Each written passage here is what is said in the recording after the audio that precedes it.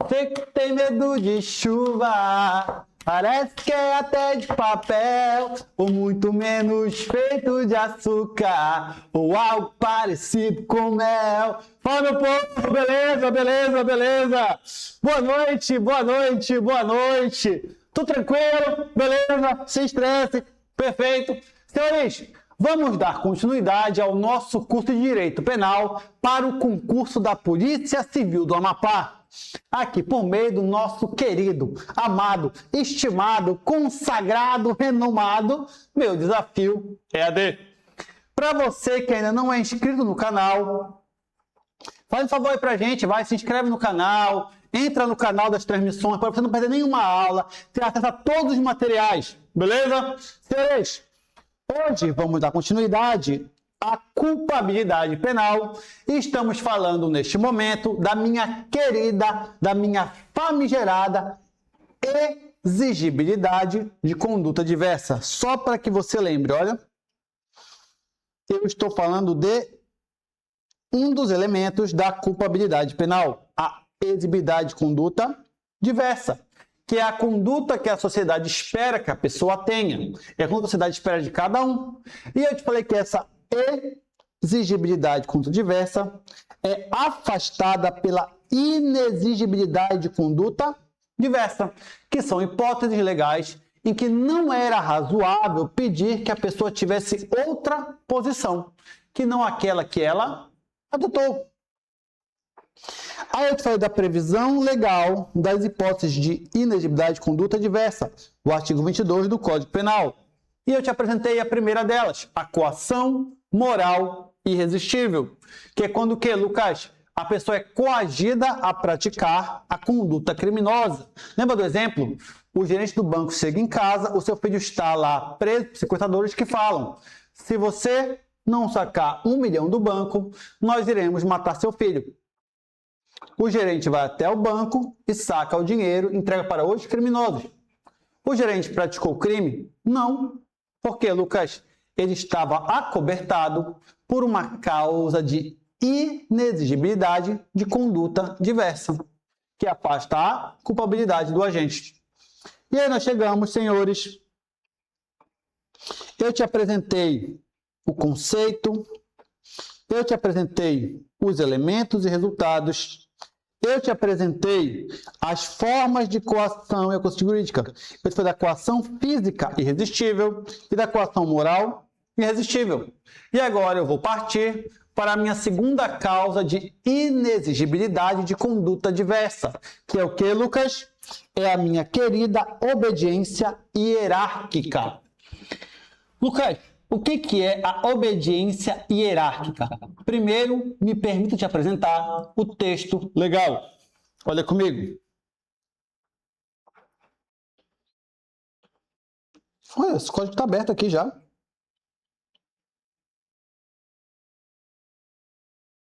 O meu artigo 22, que eu gosto tanto dele. Olha comigo. Se o fato é cometido sob coação irresistível ou em estrita obediência hierárquica, obediência à ordem não manifestamente legal de superior hierárquico. Então, o que é isso, Lucas? Aqui eu necessito de um vínculo hierárquico e é um vínculo de natureza pública. Eu tenho um superior e um subordinado. Existe um vínculo de natureza pública entre eles, onde o superior dá uma ordem ao seu subordinado. Só que veja bem, essa ordem ela não é manifestamente ilegal. Ela é uma ordem que parece ser legal, legítima, lícita. Ela é uma ordem que parece ser válida. Beleza? E o superior, agindo em estrito cumprimento a essa ordem, subordinado agindo em estrito cumprimento a essa ordem, em razão da hierarquia funcional existente, cumpre o que foi mandado. Só que, na verdade, aquilo que fora mandado era um crime. E aí, qual é a consequência, Lucas? Quem responde pelo crime? O superior que deu a ordem. Ou seja, só é punível, olha comigo, por favor, só é punível o autor da coação ou da ordem. Exemplo, olha para mim.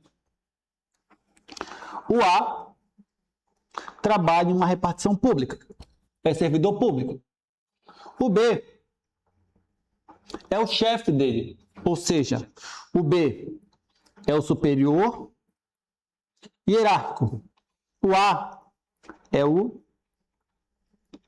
subordinado. E o B fala bem assim: pegue o computador da repartição e coloque no meu carro, pois eu estou levando para a manutenção.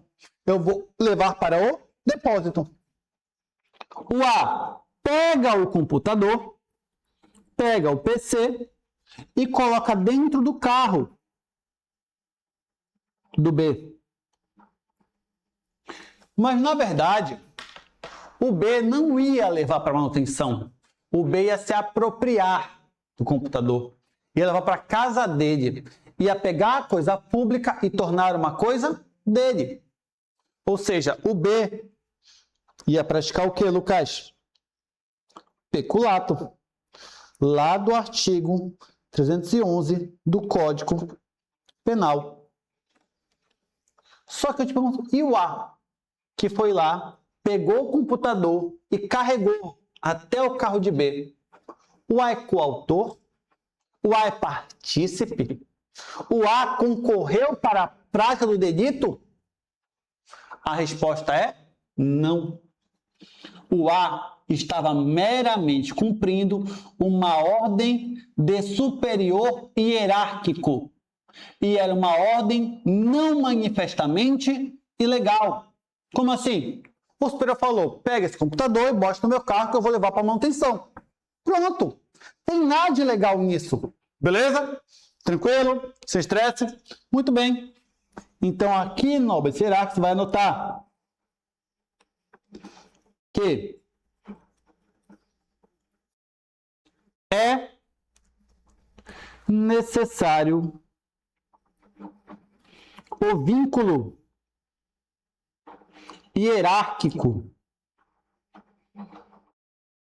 de natureza pública. Primeiro ponto. Segundo ponto, a ordem do superior não é manifestamente ilegal. A ordem do superior, vírgula, não é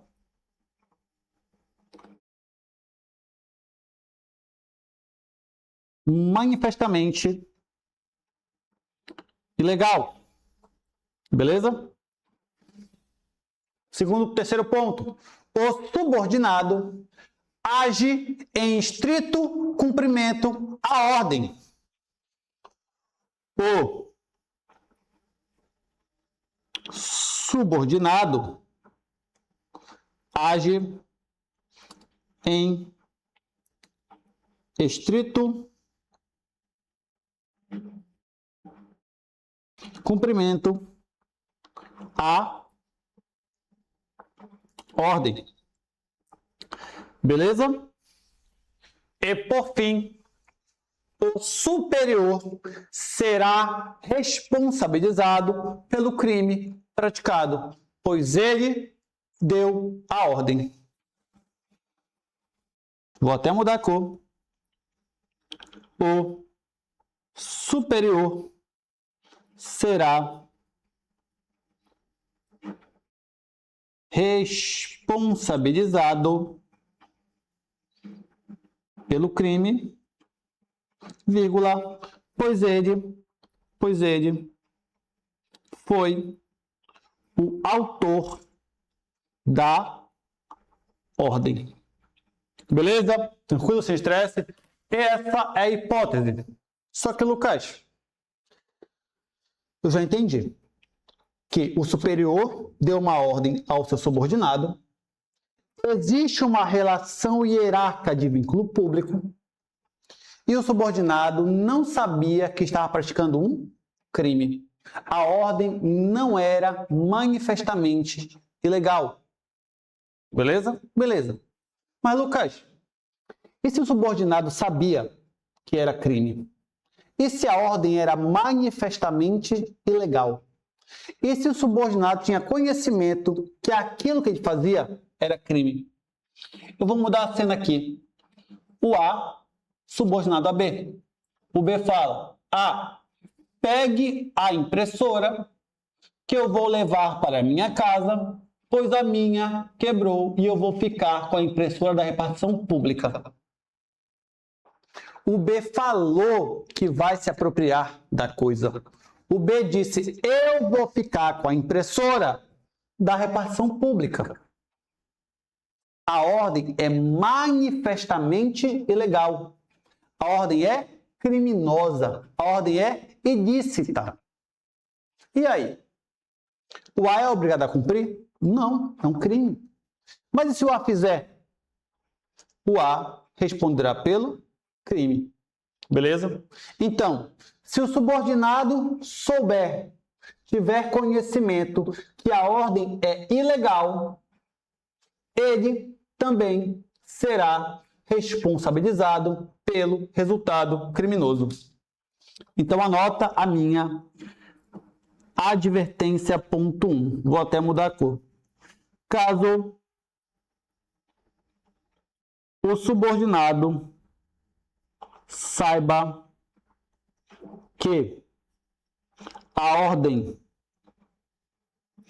é ilegal, vírgula, ele também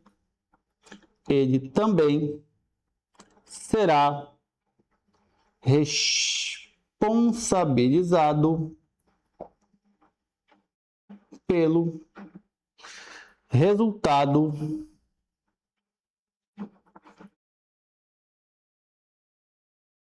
criminoso.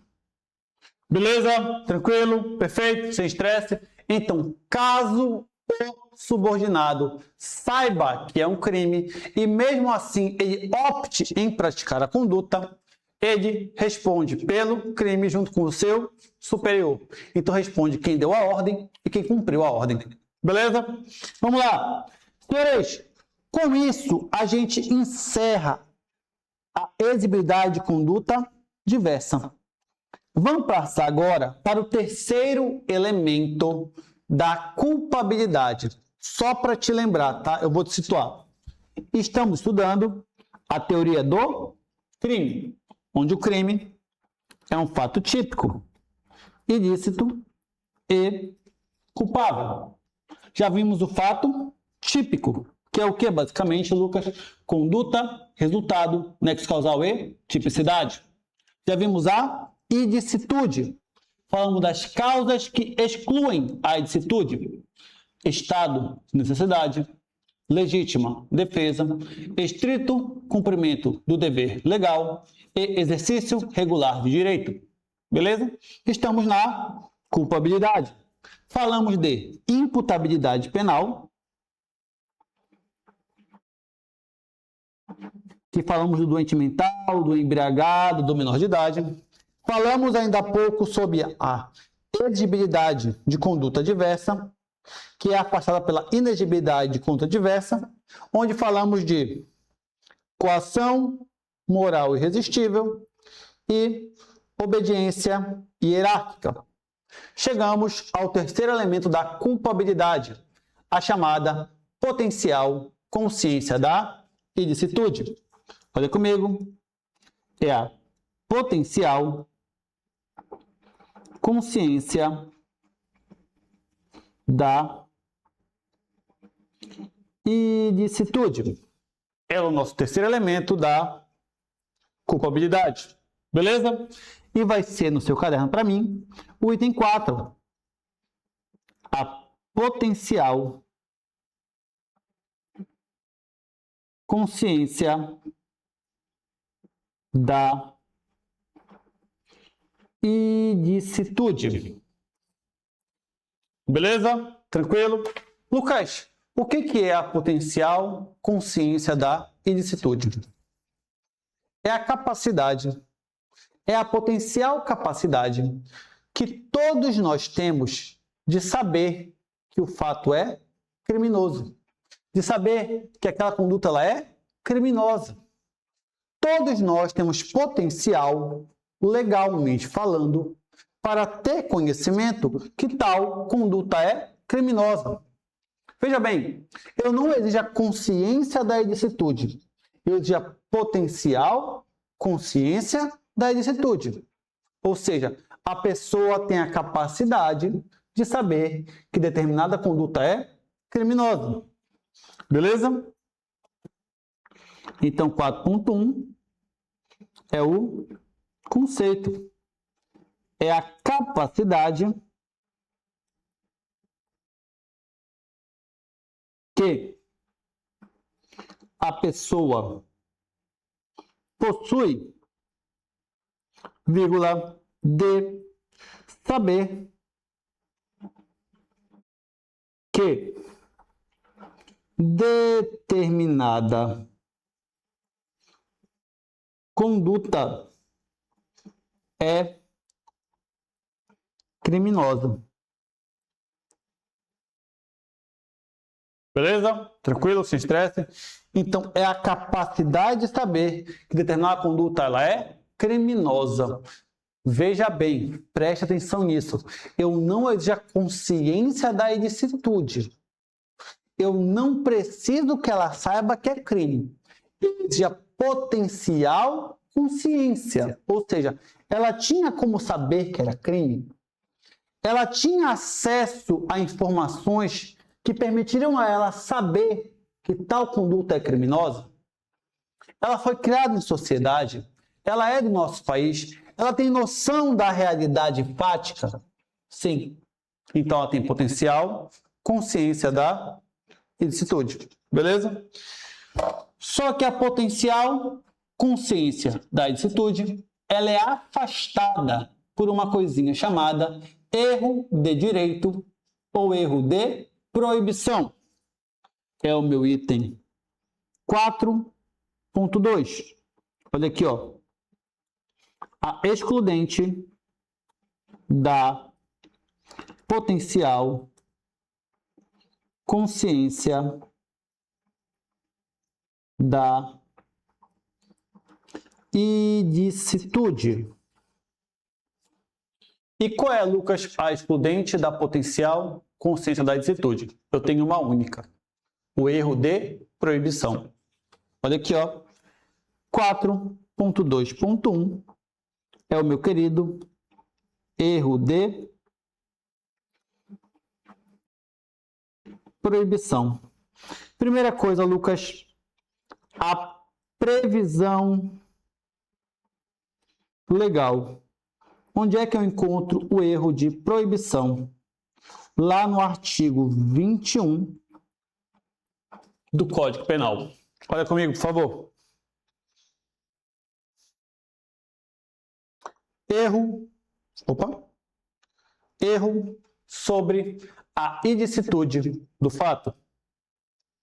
O desconhecimento da lei, ou seja, o fato de dizer que não conhece a lei é inexcusável, não é desculpável, não é uma desculpa. Eu não posso dizer, eu pratiquei o crime porque eu não sabia que era crime.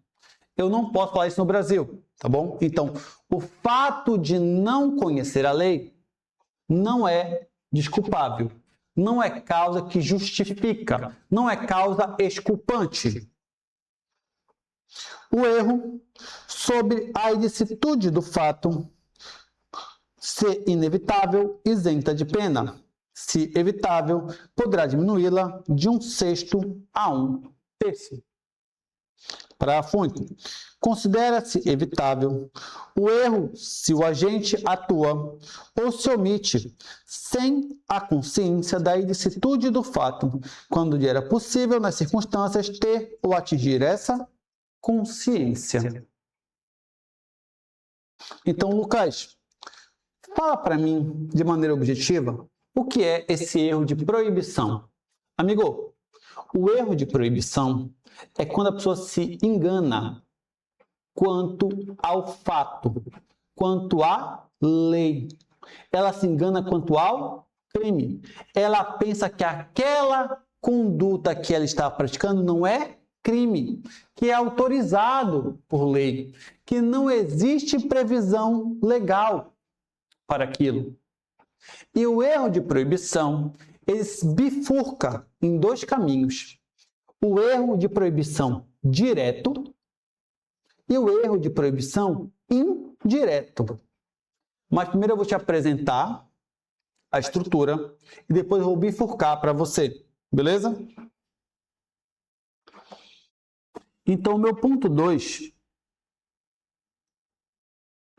é o conceito. Meu ponto 2 é o conceito. O que é o erro de proibição? Ou erro de direito? Ou erro sobre a licitude do fato?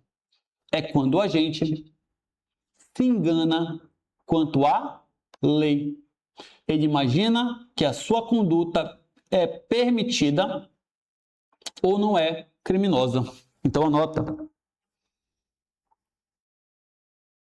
O agente se equivoca quanto,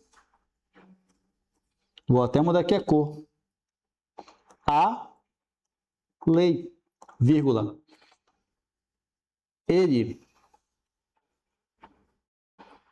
imagina que sua conduta é permitida ou não é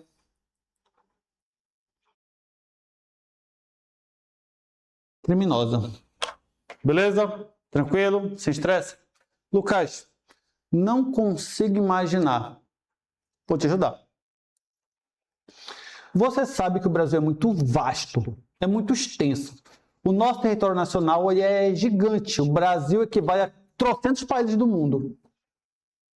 E você sabe que tem pessoa morando em todo lugar do Brasil, velho. Tem pessoa que não tem acesso à internet nenhum, velho. Tem pessoa que mora no meio do mato, tipo assim, só tem mato e uma casa no meio do mato. Quando você vai de avião, você vê assim, no meio do rio, umas casinhas. Só aquela casa naquele meio do mato. Pensa comigo. Uma pessoa que nasceu nessa situação. Ela passou a vida toda morando em região de floresta. Ela nunca conheceu a cidade, ela nunca teve acesso à alfabetização. A vida toda dela foi sendo criada e vivendo naquela região de mata, de floresta. E ela cria passarinhos em gaiolas. Porque é um hobby dela. Ela gosta de, quando acordar, ver os passarinhos cantando. E um belo dia, o Ibama chega na casa dessa pessoa. E lá o Ibama encontra arara presa, tucano preso, papagaio preso, curió preso, sabiá preso. E fala para a pessoa: você está mantendo animais silvestres em cativeiro? O cara vai dizer: não. São meus bichinhos de estimação. Eu gosto deles. Eles estão aqui porque eu amo eles. Você está mantendo animais presos? Isso é crime. Aí eu te pergunto, essa pessoa que foi criada no interior, que nunca teve acesso à internet, nada, ela tinha como saber que o que ela fazia era crime? Não. Ela apenas gostava de colecionar pássaros. Mas ela não tinha como saber que o que ela fazia era previsto como crime ambiental. Conseguiu vislumbrar? Isso é o erro de proibição. A pessoa pensa que a sua conduta ela é legal, ela é legítima, ela é lícita. Ela pensa que a sua conduta é válida, que não é criminosa. Outro exemplo que adora cair em prova: o estrangeiro. Imagina um país aí da vida em que a maconha é liberada, em que a droga é liberada. Acho que Amsterdã, né, na Holanda, a droga é liberada. A maconha é liberada lá. Imagina um holandês que vem passar férias no Brasil. E na cabeça dele, ele pensa que no Brasil também é liberado o consumo de drogas. E ele traz dentro da mochila dele um tablete de 5 quilos de maconha. Chega no aeroporto, ele é parado, polícia, você está preso. Pelo quê? Tráfico internacional de drogas. Ele vai dizer, como assim? Aqui no Brasil não é liberada a maconha? Não, aqui é crime. O que houve? Erro de proibição. Erro sobre a ilicitude do fato. Então, é isso que é o erro de proibição. É isso que é o erro sobre a ilicitude do fato ou da conduta. Beleza? Tranquilo? Ele imagina de maneira errônea que a sua conduta não é criminosa, que a sua conduta não é ilícita. Beleza? Exemplo. Estrangeiro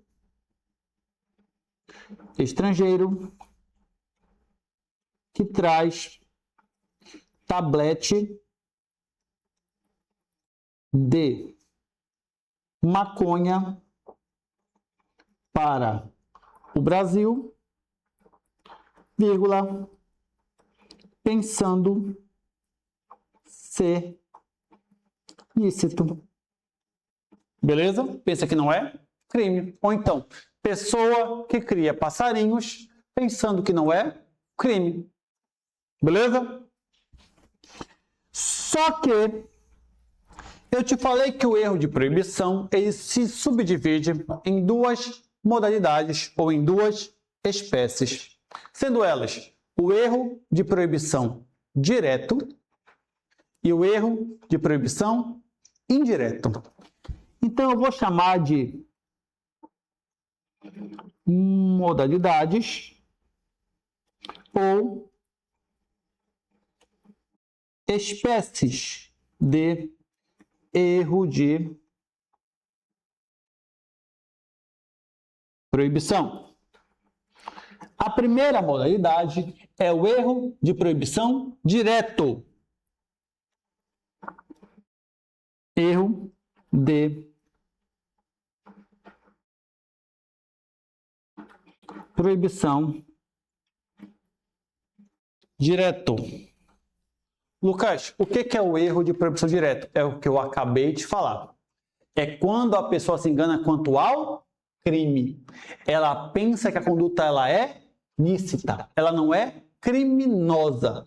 Então, no erro de proibição direto, o agente se engana quanto ao fato criminoso, quanto à conduta criminosa. Ele pensa que não é crime. Anota. O agente se engana quanto ao crime. Ele pensa que sua conduta não é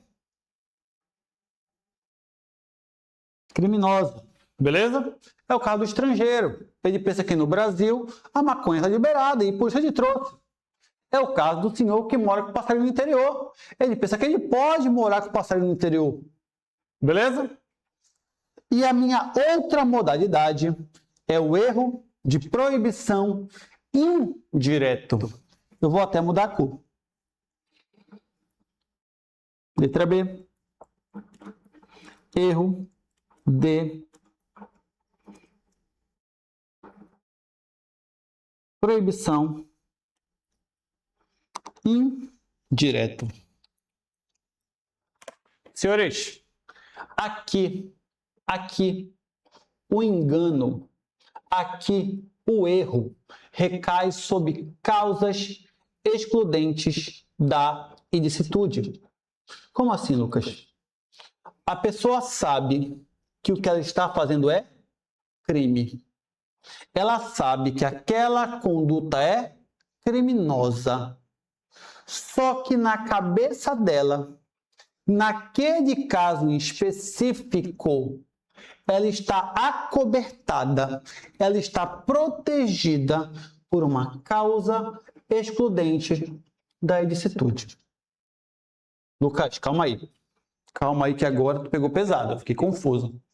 Olha para o pai, presta atenção e foca. Imagina o caso do estrangeiro. Ele vem da Holanda com a droga na mochila dele. Ele sabe que aqui no Brasil é proibido, é vedado o tráfico de drogas. Ele sabe disso. Só que ele tem uma receita médica dizendo que ele pode andar com 5 quilos de maconha. E ele pensa que esta receita médica dele, aqui no Brasil, é uma causa que exclui a ilicitude.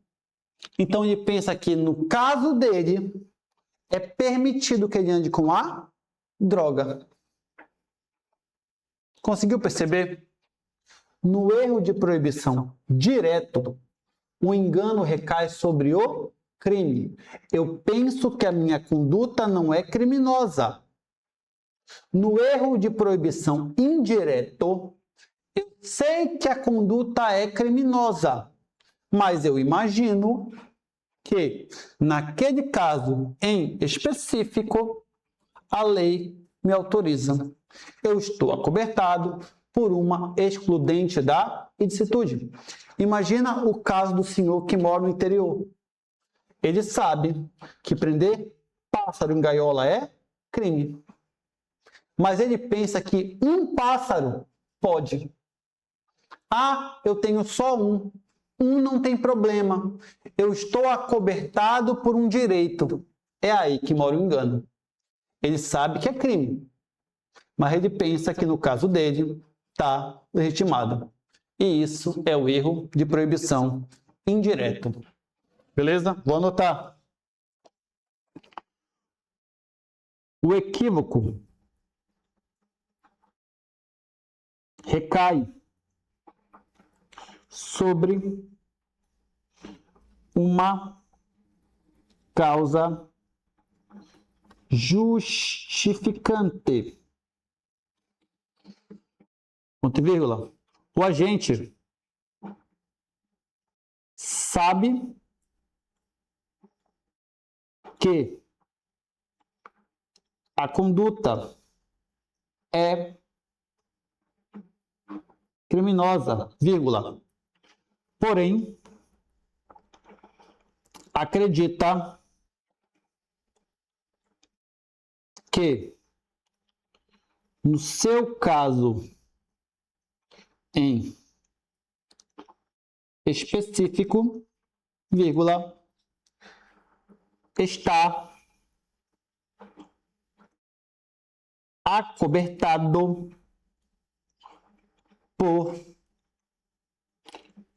por uma causa excludente da ilicitude. Lucas, não entendi. Ainda está meio nebuloso para mim. Beleza. Vamos falar de legítima defesa? Que é o quê? Repelir injusta agressão atual ou iminente usando moderadamente dos meios necessários? A pessoa está na sua casa, de madrugada, dormindo. Está lá dormindo de madrugada, de boa, dormindo. Ela escuta um barulho. Ela vê pelas câmeras que é um vagabundo tentando forçar a porta da casa para entrar. A pessoa vai lá, pega um porrete, pega uma arma de fogo e pum, dá 2 disparos no peito do vagabundo. O vagabundo cai no chão, agonizando ali. A pessoa pensa, ele invadiu a minha propriedade. Ele violou o meu domicílio. Eu tenho o direito de matar ele, porque eu estou acobertado pela legítima defesa. Aí eu te pergunto, tá certo? Não. Por quê, Lucas? A legítima defesa, ela acaba no momento que cessa a injusta agressão. No momento que desaparece a ameaça, eu dei 2 tiros no cara, ele está caído no chão, acabou a legítima defesa. Eu não tenho o direito de ir lá, botar a arma na cara dele e dar mais 5 tiros para conferir. Eu não posso fazer isso. Só que na cabeça da pessoa ela pensa, se ele entrou na minha casa, eu posso matar ele, porque eu estou protegendo o meu patrimônio. E não é assim. A legítima defesa, ela pode durar até cessar a agressão.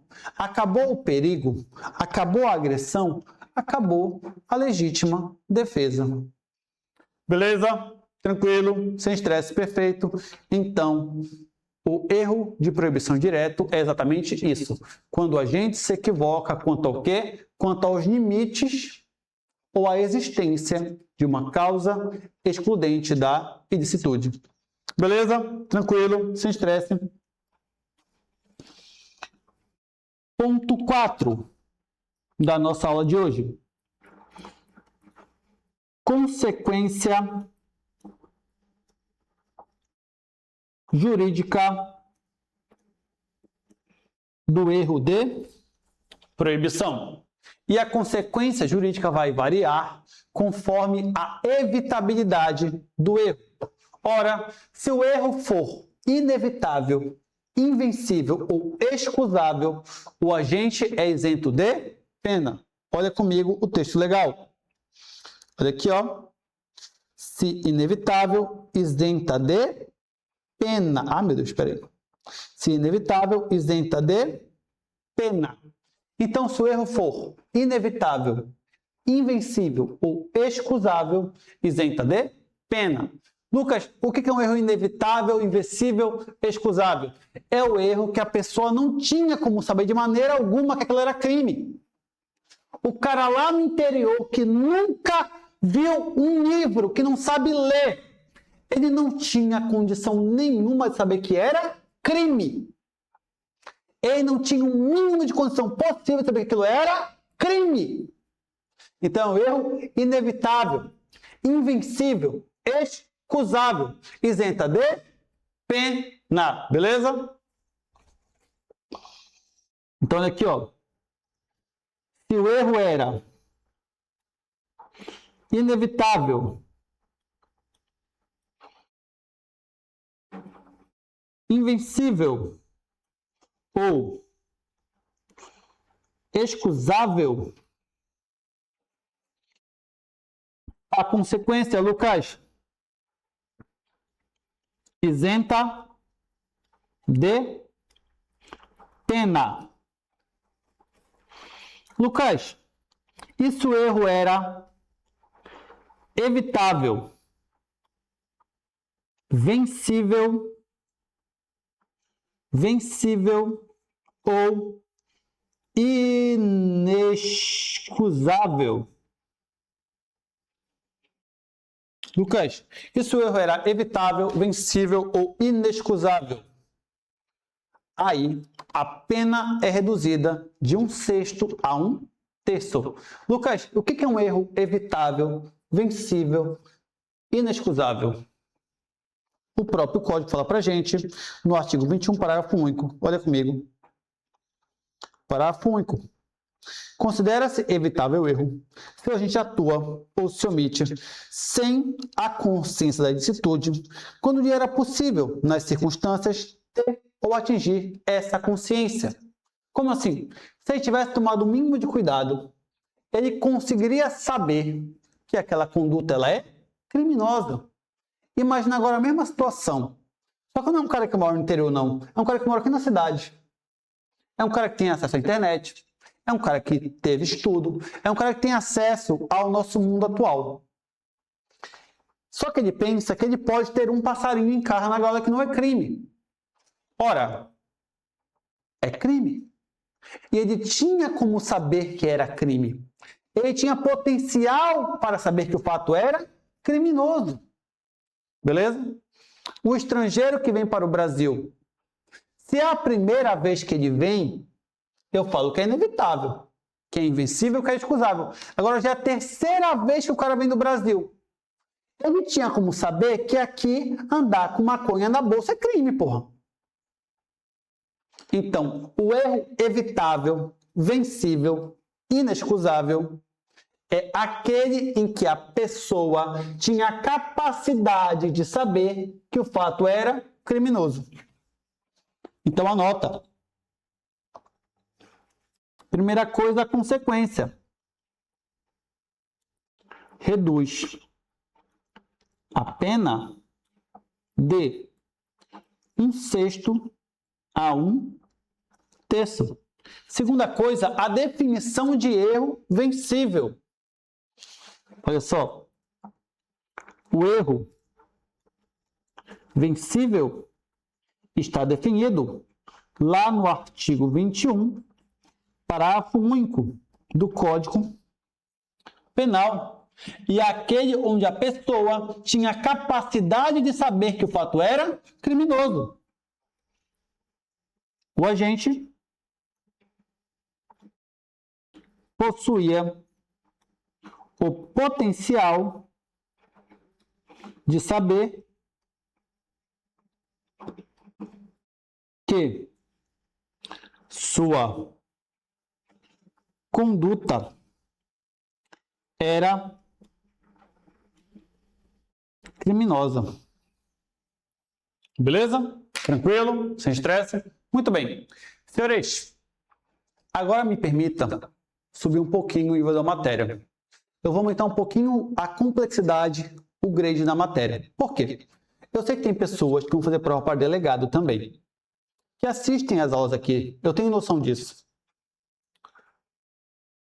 E aí, se o avaliador vier a te questionar como é feita essa verificação da potencial consciência da ilicitude, ou seja, como é que o juiz vai conseguir avaliar se a pessoa tinha ou não capacidade de saber que aquilo que ela faz é crime? Preste atenção nas minhas palavras. Para que o juiz possa avaliar se o agente tinha a capacidade de saber que o fato era criminoso, o juiz vai realizar a valoração na esfera do profano. Como assim? Valoração na esfera do profano. O que é isso, Lucas? O juiz vai se imaginar, vai se colocar na posição da pessoa. Que dias foi isso? Foi só falar em profano já. Eita porra, peraí. Eita, repreendido, senhor. Fui falar em profano aqui, o vidro tremeu e o caralho, meu irmão. Tá doido, é? E porra, vai embora, peste. Amigo, o juiz vai se colocar na posição do criminoso e vai imaginar e vai visualizar se aquele criminoso tinha a capacidade de saber que aquele fato era crime. É isso que eu chamo de valoração na esfera do profano. Beleza? Então, olha aqui, ó. Eu vou botar aqui advertência, ponto 2. Vou mudar a cor. Valoração na esfera do profano. Valoração na esfera do profano. O juiz vai valorar a capacidade do agente, vírgula, tendo por base suas condições pessoais. Beleza? Tranquilo, sem estresse. É exatamente isso que é a valoração na esfera do profano. Ponto. Senhores, morreu a parte geral da teoria do crime. Falamos de fato típico, falamos de ilicitude, falamos de culpabilidade. Falamos de todos os elementos da teoria do crime. Beleza? Tranquilo, sem estresse. Agora, aí no seu caderno, você vai fazer um corte. E vamos falar agora de um novo tópico em direito penal. Vamos falar de iter criminis. Então, aí no seu caderno, pode ir para uma nova folha e coloca aí, ó, hashtag iter criminis. Hashtag iter criminis. Primeira coisa, Lucas, o que é iter criminis? O que significa essa expressão?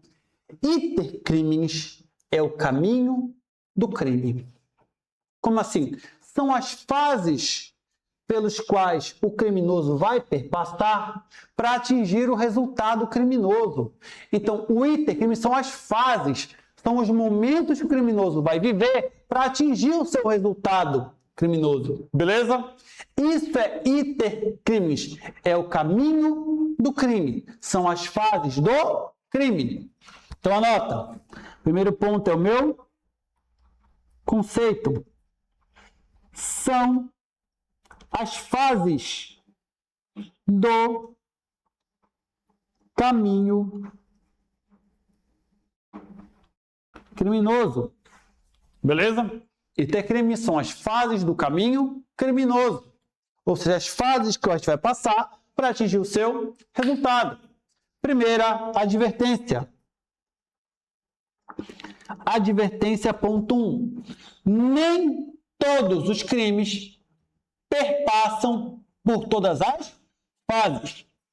Ou seja, nem todo crime vai ter as fases completas, porque são 4 fases. Mas nem todo crime vai ter as 4 fases.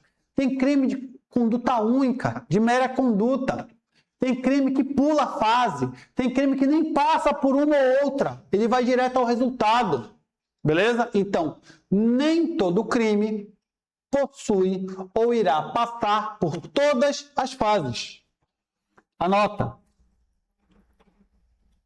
Nem todo crime irá passar por todas as fases. Beleza? Ponto 2.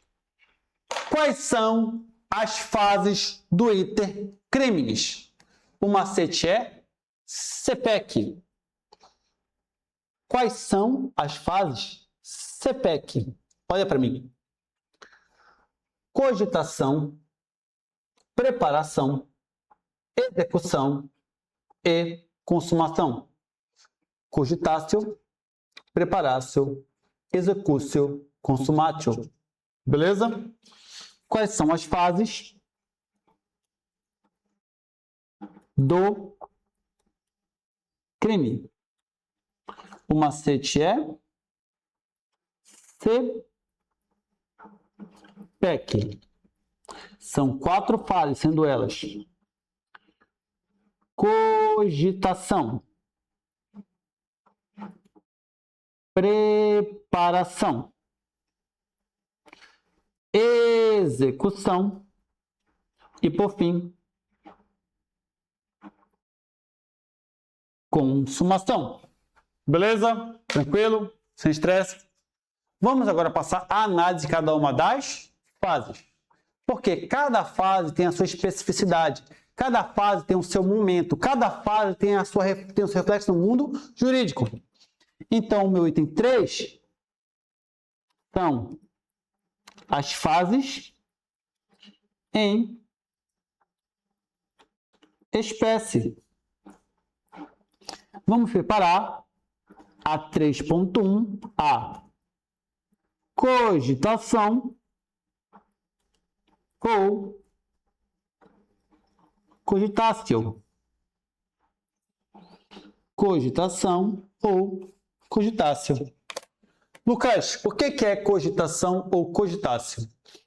É pensar, é imaginar, é fantasiar. Cogitação é o momento que o criminoso pensa na conduta criminosa. Ele pensa no crime que ele vai praticar. Então ele está lá na casa dele, Ele está lá no presídio e pensa: eu vou meter um roubo. Amanhã, às 9 horas da noite, no canto de casa.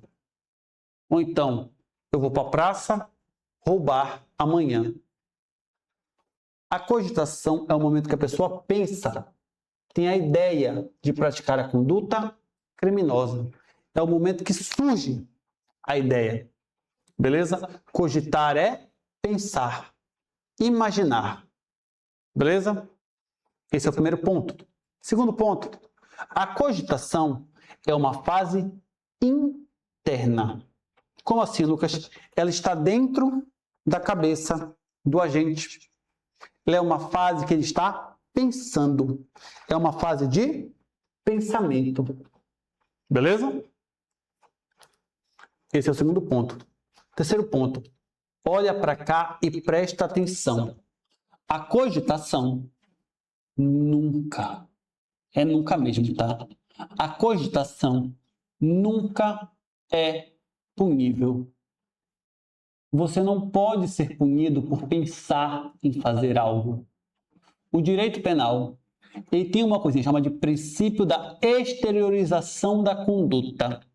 Ou seja, o fato só passa a ser punível quando você exterioriza, bota ele para fora, quando você começa a praticar o fato.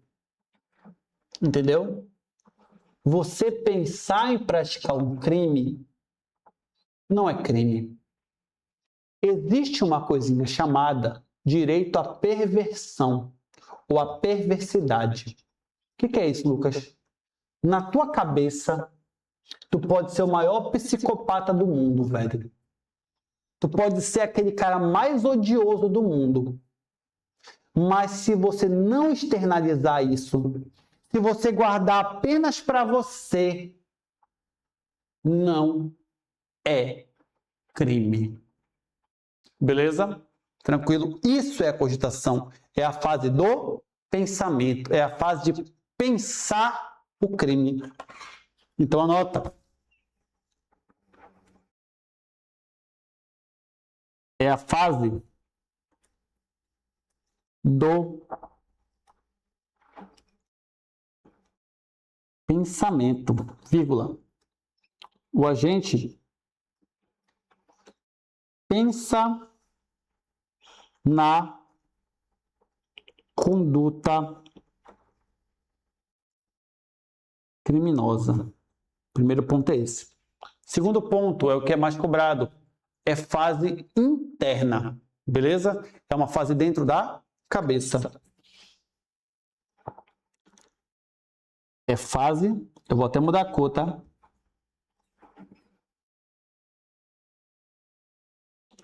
Interna. Beleza?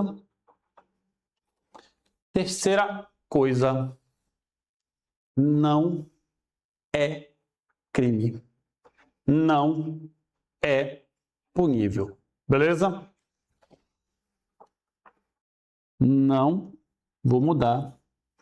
Vou até mudar a cor para uma cor mais chamativa aqui. Opa! Botar um roxo aqui para ficar bem visível. Ih, rapaz. Olha aqui, ó. Não é crime. Não é punível. Beleza? Tranquilo? Sem estresse. Essa é a cogitação ou cogitácio. É o pensar em praticar o crime.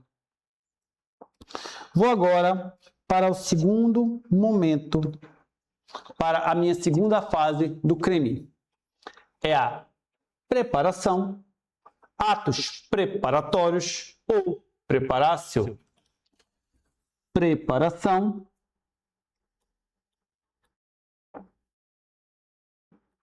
vírgula, atos preparatórios ou preparácio. Lucas, o que é a preparação ou os atos preparatórios? Eu pensei em praticar a conduta. Eu pensei em praticar o crime. Agora, eu vou me preparar para praticar o crime. Eu vou reunir os meios e modos para praticar aquela conduta. Eu vou reunir o material que eu preciso para praticar o crime. Exemplo, o vagabundo pensou, vou roubar uma pessoa na praça. O que eu preciso? De uma arma. O vagabundo vai lá e bota uma faca na cintura. O que eu preciso? De um instrumento para que eu possa me locomover. O vagabundo vai lá e pega a poti dele, pega a bike dele e vai andar da praça esperar. O que eu preciso? De um parceiro, que enquanto eu estiver roubando, ele vai estar esperando eu fugir. Ele vai lá e chama o parceiro para ir lá roubar com ele. Então, isso é a preparação. Esses são os atos preparatórios. São aqueles em que a pessoa está o quê? Reunindo os meios e modos necessários para a prática do delito. Beleza? Segundo ponto. A preparação é a fase externa. Eu já saio do mundo das ideias e começo a me preparar no mundo real para praticar o crime. Tudo bem? Perfeito? Tranquilo? Sem estresse? Muito bem. Terceiro ponto. Olha para mim e presta atenção. Em regra, a preparação não é punível. Em regra, a preparação não é crime. Lucas, por que em regra? Porque eu tenho exceção. São os chamados crimes autônomos ou crimes obstáculo. Eu vou primeiro consignar para você o que é a preparação, a fase que ela é e a regra geral. E aí depois eu vou para a exceção. Beleza? Então anota. O agente começa a se preparar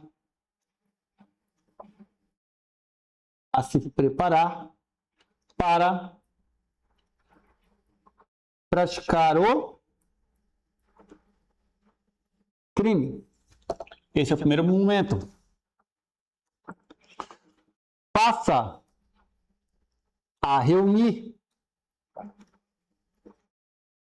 os meios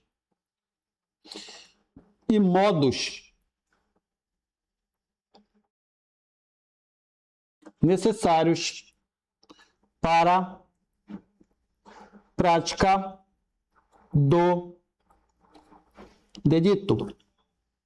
Beleza? Vamos lá. Agora vem as coisas mais relevantes. Primeira coisa, é fase externa, ou seja, eu saí do mundo das ideias, eu estou no mundo real. Olha aqui, ó. É fase externa. E agora o ponto mais cobrado. Regra geral. Atos preparatórios não são crimes. Regra. Atos preparatórios, atos preparatórios não são crime. Beleza? Atos preparatórios não são crime. Não são. Então, um ato preparatórios não são criminosos, não são crimes. Olha a concordância verbal, pelo amor de Deus. Não são crimes. Lucas, essa é a regra. E qual é a exceção? Crime autônomo. Crime obstáculo. O que é um crime autônomo ou um crime obstáculo? Olha para mim, presta atenção. É quando a própria conduta, o próprio ato preparatório por si só, já é um crime. Lucas, espera aí. Calma, não entendi isso. Tu me confundiu. Beleza. Eu vou matar uma pessoa. Botei uma peixeira na cintura e vou até a casa da pessoa. Tô aqui andando no meio da rua, a polícia me para. E falam, bora, mão na cabeça, não sei o quê. Pá, botou a mão na cabeça, começamos a dar polícia. Eles acham a minha faca. E falam bem assim, onde é que tu vai com essa faca? Ah, eu sou açougueiro, eu sou peixeiro, eu tô indo lá pra feira. Eles podem me prender por estar com uma faca na cintura? Não. Andar com faca na cintura não é crime. É um ato preparatório. Eu vou matar uma pessoa. Mas andar com uma faca na cintura não é crime, porra. Beleza? Beleza. Bora mudar um pouquinho agora? É a mesma história. Eu vou matar uma pessoa, só que ao invés de uma faca, eu meti uma pistola na cintura. Deixa eu pegar aqui. Eu meti uma pistola na cintura. Aqui. Tô aqui na rua. Tá. A polícia me parou, de costa pra mim, mão na cabeça, é a polícia, porrada, tapa. Beleza. Pegam a arma na minha cintura. E falam bem assim, de quem é essa arma? Eu falo, é minha. Você tem porte ou posse de arma de fogo? Eu falo, não. A arma é ilegal, ela é fria. Eu vou ser preso? Vou. Mas eu vou ser preso porque eu estava indo matar uma pessoa ou porque eu estava com porte ilegal de arma de fogo? Eu vou ser preso porque eu estava com um porte ilegal de arma de fogo. Então, portar uma arma de fogo por si só já é um crime. Ah, mas é um ato preparatório para eu matar. Mas é um crime, foda-se. Beleza? Outro exemplo. Cadê você aqui, meu querido? Petrechos.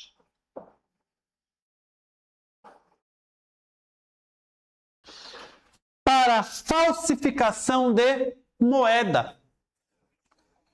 Eu vou abrir uma fábrica de dinheiro falso. Só que para fazer isso, eu tenho que ter um maquinário para falsificar dinheiro. Só que veja bem, o mero fato de ter um maquinário para falsificar dinheiro já é crime. Mas é um ato preparatório para falsificar dinheiro, não é? Para emitir moeda falsa, não é um ato. É. E ora, atos preparatórios não são puníveis, não. Mas o simples fato de ter por si só o material, o maquinário para falsificar o dinheiro é crime por si só. Então, neste caso, o ato preparatório é um crime autônomo, é um crime obstáculo. Olha aqui, ó. Fabricar, adquirir a título oneroso ou gratuito, possuir ou guardar, maquinismo, aparelho, instrumento ou qualquer objeto especialmente destinado à falsificação de moeda. Conseguiu entender? Então, via de regra, atos preparatórios não são crime. Excepcionalmente, crimes autônomos ou crimes obstáculos, quando o próprio ato preparatório por si só já representa uma conduta criminosa. Só que isto, senhores, vai para o seu caderno na nossa próxima aula, beleza? Eu vou deixar até aqui consignado. Olha aqui, ó. Exceção. Crimes autônomos ou crimes obstáculo. Isso aqui vai ser falado na nossa próxima aula de segunda-feira. Sexta-feira é dia de processo penal e vamos terminar o tema provas e fazer questões no processo. Senhores, desde já agradeço a companhia de todos, agradeço a presença de todos vocês que puderam permanecer na aula comigo até esse horário. Eu sei que já passou um pouquinho nosso horário, beleza? Eu creio que esta semana ou na próxima teremos edital na praça. Ou da Civil, ou da Guarda de Santana, porque essa foi a promessa. Foi isso que foi prometido e foi isso que foi falado. Então, se nós tivermos edital já nessa semana ou na próxima, o que vai acontecer, Lucas? Um reboot, tanto em penal quanto em processo. Eu vou pegar o edital, vou esmiuçar para vocês e vou voltar do zero. Só que vai ser cada aula praticamente vai ser um tópico diferente. Eu não vou ter esse tempo de trabalhar com vocês toda a matéria ficando, não, vai ser aqui, ó, cara crachá, questão no final, matéria dada e a gente vai fechar a prova. Beleza? Então, eu creio que essa semana ou na próxima teremos edital. Essa é a expectativa. Assim que sair, na nossa primeira aula pós-edital de cada matéria, eu vou pegar o edital e eu vou o quê? Destrinchar, esmiuçar. Eu vou te apresentar o que é mais cobrado, o que tem maior chance de cair para você e os tópicos e os artigos devidamente separados, tá bom? Então, não te preocupa. Te preocupa só em estudar. Te preocupa em fazer o teu melhor. Beleza? A organização do material é competência minha. Organizar os teus estudos e preparar o que tu vai estudar é competência minha. Beleza? Então, tu vai focar só em estudar.